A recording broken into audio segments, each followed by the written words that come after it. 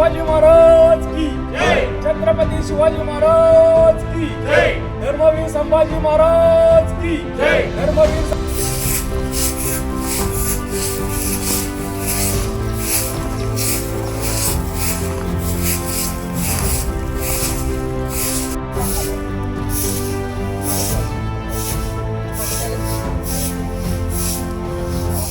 जनसेवा हीच ईश्वर सेवा आणि शिवभावे जीवसेवा या विचारांना कृतीची जोड देत मुरगुड येथील शिवभक्त युवकांनी चिमगाव येथील प्रसिद्ध वागेश्वरी मठात श्रावण महिन्यानिमित्त स्वच्छता मोहीम हाती घेतली आहे.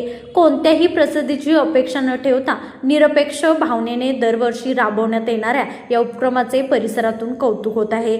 श्रावण महिन्यात वागेश्वरी मठात विविध धार्मिक कार्यक्रमाचे आयोजन केले जाते. कीर्तन, प्रवचन यासह दर सोमवारी विशेष उत्सव होत असल्याने मठात भाविकांची मोठी गर्दी असते. या पार्श्वभूमीवर मठाचा परिसर स्वच्छ, सुंदर आणि भक्तिमय वातावरणात राहावा यासाठी मुरगुडच्या युवकांचा हा समूह श्रावण महिन्यात सेवाभावी वृत्तीने स्वच्छता कार्य करतो.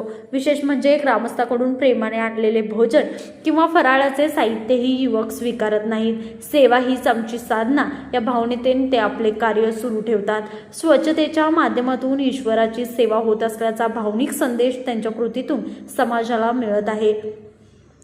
या युवकांचा सेवाभावी कार्याचा आवाका केवळ स्वच्छता मोहिमेपुरता मर्यादित नाही. पूरग्रस्त भागात मदत पोहोचवणे, नैसर्गिक आपत्तीमध्ये अडकलेल्या नागरिकांना मदतीचा हात देणे, गरजू रुग्णांना वैद्यकीय सेवा मिळवून देणे तसेच नियमितपणे रक्तदान करणे अशा विविध सामाजिक उपक्रमातही हा समूह सक्रिय असतो. स्वामी विवेकानंद यांनी युवकांना दिलेल्या जीवसेवा हीच ईश्वर सेवा या संदेशाचा प्रत्यय या युवकांच्या कार्यातून येत आहे. मंदिर मठात जाऊन पूजा अर्चना किंवा ध्यानधारणा करणे हीच ईश्वर सेवा नव्हे, तर समाजातील प्रत्येक जीवाची निस्वार्थ भावनेने सेवा करणे ही देखील ईश्वर सेवाच आहे. हा विचार त्यांनी आपल्या कृतीतून अधोरेखित केला आहे.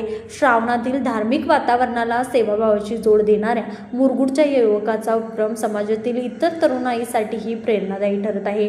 वागेश्वरी मठ परिसरातील स्वच्छतेसोबतच शिवभावे जीवसेवा हा संदेश देणारी ही मोहीम खऱ्या अर्थाने भक्ती आणि सामाजिक बांधिलकीचा सुंदर संगम ठरली आहे. स्वच्छता मोहिमेत सहभागी झालेले युवक याप्रमाणे सर्जेराव भाट, तानाजी भराडे, आनंदा रामाणे, शिवाजी चौगले, अमोल मेटकर, प्रफुल्ल कांबळे, संकेत शहा, अक्षय पोद्दार इत्यादी उपस्थित होते. लाईव्ह मराठीसाठी मुरगुडहून सर्जेराव भाट.